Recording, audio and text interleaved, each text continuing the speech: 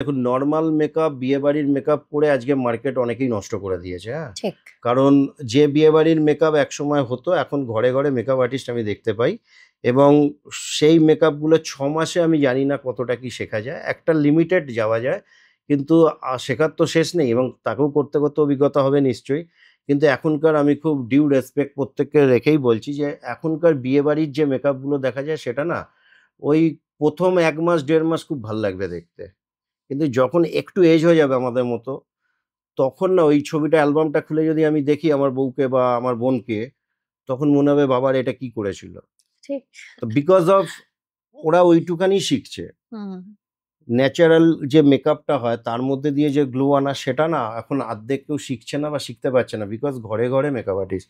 যে আজকে ৬ মাসে শিখে গেছে ১ বছরের মাথায় সে একটা পার্লার খুলছে, মেকআপ স্কুল খুলছে। একদম। তো আমি এটার বিরোধী।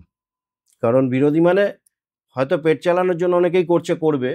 কিন্তু এইটা দিয়ে যে ফিল্মের মেকআপ হবে বা এইটা কিন্তু হবে না। বিয়েবাড়ি অবধি